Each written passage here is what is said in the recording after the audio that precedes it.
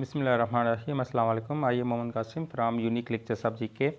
अच्छा, हमने एक लेक्चर सीरीज स्टार्ट की है किसी भी कॉम्पिटिटिव एग्ज़ाम को क्रैक करने के लिए। ख़ास तौर पे अभी जो MOTO के हवाले से जो टेस्ट होने वाले हैं कुछ महीनों के बाद सिंध पब्लिक सर्विस कमीशन के हवाले से, या IBA जो अभी 5 to 15 ग्रेड जो है और ले रहा है टेस्ट, वहाँ पे भी ये एग्ज़ाम वीडियोज़, ये जो लेक्चर्स हैं आपकी काफ़ी सपोर्ट करेंगे। तो मैं आपको बताया, चलो इससे पहले भी हमने एक लेक्चर तैयार किया है एरर डिटेक्शन के हवाले से। हमारा आज का दूसरा लेक्चर है ये एरर डिटेक्शन के हवाले से।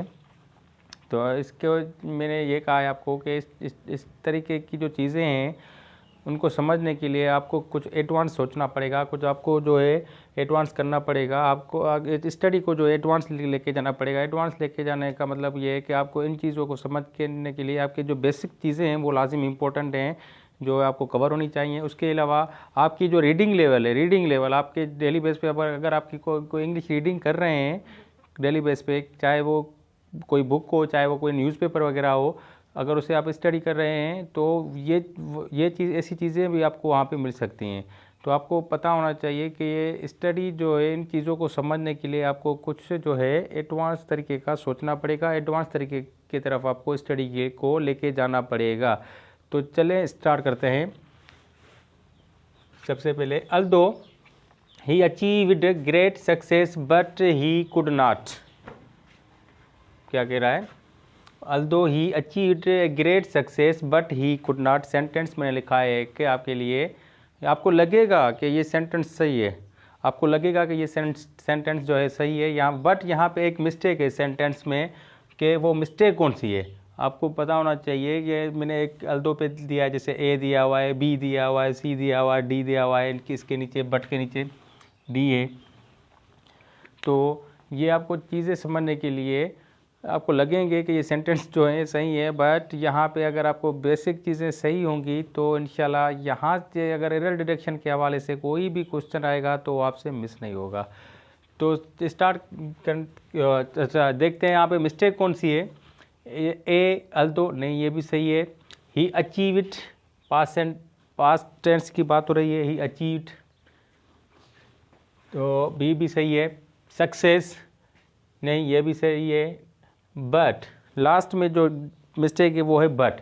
आपको ये पता होना चाहिए, अल्दो अगर सेंटेंस में आ जाए, अल्दो किसी भी सेंटेंस में आपको अल्दो आ जाए और उन सेंटेंसेस में कोई भी आपको देखे मिस्टेक्स का कहें कि आपको यहाँ पे मिस्टेक बताएं कौन सी इस सेंटेंस में, तो वो आपको पता होना चाहिए कि अल्दो जो है वो अपने साथ कभी बट नहीं लेता। अल्दो अपने साथ कभी बट नहीं लेता, वो सिर्फ लेता है अपने साथ येट। तो ये जो गलती है यहाँ पे, ये डी वाली है। यहाँ पे क्या होना चाहिए था? यहाँ पे बट नहीं, येट होना चाहिए था। क्या होना चाहिए था? Yet, yet. अब ये सेंटेंस जो है ये करेक्ट हो गया। Although he achieved great success yet he could not, ये हो गया आपका करेक्ट सेंटेंस। उसके बाद हम आते हैं सेकंड सेंटेंस पे। She spent a few days at a very nice hotel by sea. मैं सेंटेंस को रिपीट कर रहा हूँ। She spent a few days at a very nice hotel by सी।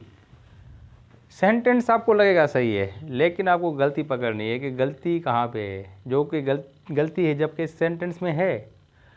तो उसको समझने के लिए आपको देखना है कि गलती कौन सी है। देखते हैं।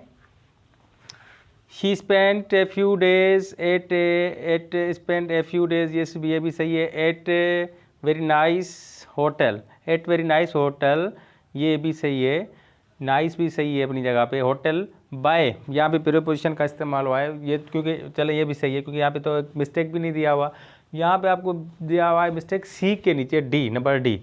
तो आपको ये पता होना चाहिए, कोई भी फेमस नेम हो, कोई भी पॉपुलर नेम हो, अगर उसके साथ जब तक आप द का आर्टिकल द का यूज़ नहीं करेंगे तो वो सेंटेंस जो है गलत है। तो यहाँ पे जो है ना सी यहाँ पे है, ये अपने साथ सी सिर्फ अकेला सी नहीं होगा, ये होगा द सी। अब जाके ये सेंटेंस सही है। यहाँ पे जो गलती थी वो आर्टिकल की थी, यहाँ पे आर्टिकल द नहीं था। यहाँ पे जो आर्टिकल था वो द नहीं था, इसलिए यहाँ पे अभी जो सेंटेंस अभी जो है अभी ये करेक्ट हो गया है, ये सी हो कोई जहाँ कोई थर्ड डिग्री, जैसे सुपरलेटिव कोई डिग्री हो, लार्जेस्ट हो गया, ओल्डेस्ट हो गया, ग्रेटेस्ट हो गया, तो ये चीज़ें जो हैं यहाँ फर्स्ट हो गया, द लास्ट हो गया, the first, the last, the greatest, the best, the sea, the mountain, ऐसे जो भी चीज़ें होंगी वो अपने साथ जो है आर्टिकल द लेती हैं। ये आपको पता होना चाहिए। द यहाँ पे जो मिस्टेक थी वो द की मिस्टेक थी, जो कि हमने अभी ये लगाया है द सी होगा। तो उम्मीद है ये आप सही समझ गए होंगे आप। अभी हम आगे चलते हैं। She is selling toys along the sea shore. She is selling the toys along the sea shore. Mistake number A है सेलिंग, सही है क्योंकि इसके बाद वर्ब का फोर्थ फॉर्म आता है ट्वाइस, ये भी सही है। अलॉन्ग सी शोर, अब यहाँ पे थोड़ा कन्फ्यूजन हो रहा है कि यहाँ पे कौन सी होनी चाहिए, सी है या डी है। तो आपको ये भी पता होना चाहिए, अगर कोई भी बंदा जो है कोई चीज़ें बेच रहा है, कहाँ पे, समंदर किनारे, कहीं बीच पे, कहीं रोड के किनारे कोई चीज़ें बेच रहा है, कोई शॉप वगैरह है, तो वहाँ पे आप जो है अलोंग का यूज़ नहीं करते हैं। वहाँ पे आप जो यूज़ करेंगे वो अलोंग नहीं होगा, वहाँ पे होगा बाय सी शोर। मतलब यहाँ पे जो गलती थी वो सी थी, यहाँ पे अलोंग नहीं होगा, वो बाय होगा। She is selling toys by sea shore, road के समंदर के किनारे पे जो है वो अपने टॉयज वगैरह बेच रही है। रोड के किनारे वो अपने टॉयज वगैरह बेच रही है, या कोई लेक के किनारे वो अपने टॉयज, तो किनारे बाय, अगर वो वॉक करते हुए जा रहा होता तो वहाँ पे हम अलोंग लगाते हैं कि भाई वो along the, he is walking along the road, she is walking along the sea shore, ये सही था। बट वो वहाँ पे खड़ा है और वो चीज़ें बेच रहा है, उसका शॉप है, तो इसलिए वहाँ पे वो अलोंग नहीं लेगा, अपने साथ बाय लेगा। बाय, ये प्रीपोजिशन, ये मिस्टेक्स तकरीबन सब्जेक्ट्स की होती हैं, वर्ब्स की होती हैं, प्रीपोजिशन वगैरह की होती हैं, ये आर्टिकल वगैरह की होती हैं। ये इन चीज़ों को आपको समझना है। एक तो आपको सब्जेक्ट को देखना है, दूसरी बात आपको प्रीपोजिशन को नोट करना है, तीसरी बात आपको जो है रिडक्शन में आपको नोट किसको करना है, ये सब्जेक्ट वगैरह को नोट करना है। और वर्ब्स जो होते हैं, first form, second form, third form, fourth form, ये भी आपको नोट करने होते हैं कि ये वर्ब की जो है यहाँ पे अगर यहाँ पे अगर होता फॉर सपोज ही इज़ नहीं होता तो सेलिंग यहाँ पे गलत था, क्योंकि शी सेल्स होगा, फिर शी सेल्स होगा। अगर यहाँ पे इज़ ना होता तो यहाँ पे शी सेल्स होता। ये चीज़ें अब आपको नोट करनी होती हैं कि वर्ब सही है, सब्जेक्ट भी सही है, और प्रीपोजिशन को देखना है, या कोई जो है दूसरी चीज़ें हैं जो बारीक चीज़ें होती हैं वो यहाँ पे आपको दी जाती हैं मिस्टेक ढूंढने के लिए। तो यहाँ पे she is selling toys by sea shore होगा, by sea shore, by road, by lake, by river, इसे कहा जाता है। बट ये कभी अलोंग नहीं होगा, क्योंकि अगर कोई बेचने की बात होगी तो बाय होगा, अगर कोई वॉक वगैरह करने की बात होगी तो अलोंग होगा। ये आपको पता होना चाहिए प्रीपोजिशन वहाँ पे। उसके बाद सेंटेंस नंबर 4 पे आते हैं। They will try to be on time, they will try to be on time, but do not worry when they are late। Sentence में रिपीट कर रहा हूँ, they will try to be on time but do not worry when they are late। Sentence को आपको समझना है कि sentence क्या कह रहा है। they will, ये भी सही है, try to be on time, वो टाइम पे आने की कोशिश करेंगे, but do not worry, but आप परेशान ना होना, when they are late. Mistake number 1 है विल, मिस्टेक नंबर बी है जो वो है टाइम, सी है व्हेन, डी है लेट। तो यहाँ पे आपको सेंटेंस को पकड़ना है कि सेंटेंस क्या कह रहा है। सेंटेंस व्हेन का मतलब क्या होगा, कब, व्हेन का मतलब क्या होगा, कब। लेकिन ये पूछने की बात नहीं हो रही, ये कंडीशनल सेंटेंस है, क्योंकि यहाँ पे ये कंडीशनल नहीं, ये इफ़ होना चाहिए। इफ़ दे लेट, ये कंडीशनल नहीं है, ये इफ़, यहाँ पे व्हेन नहीं होगा, इफ़ दे लेट होगा। क्या होगा, इफ़ दे लेट। यहाँ पे जो व्हेन है ये गलत है, यहाँ पे क्या होना चाहिए, इफ़ होना चाहिए, इफ़ दे लेट। अगर वो लेट हो जाते हैं आपको परेशान होने की ज़रूरत नहीं है। अगर वो लेट हो जाते हैं तो आपको परेशान होने की ज़रूरत नहीं है, क्योंकि व्हेन या डब्ल्यू जो क्वेश्चन है हम वो पूछने के लिए यूज़ करते हैं, ना कि बताने के लिए। अच्छा, आगे चलते हैं, क्वेश्चन नंबर सेंटेंस नंबर 5 पे चलते हैं। Aslam asked two brothers, Aslam asked two brothers the question but none of them knew that. Aslam asked two brothers the question but none of them knew that. Aslam ने दो भाइयों से क्वेश्चन पूछा, पर उनमें से किसी को भी पता नहीं था। पर उनमें से किसी दो भाइयों से पूछा, बट उनमें से किसी को भी पता नहीं था। तो आपको यहाँ पे मिस्टेक देखनी है, कौन सी है, ब्रदर्स। चले, टू सही है, ब्रदर्स भी सही है क्योंकि प्लूरल है, ब्रदर्स है। नैन, बी में है नैन, सी में है न्यू, वर्ब की मिस्टेक देखनी है। और दैट, ये दैट।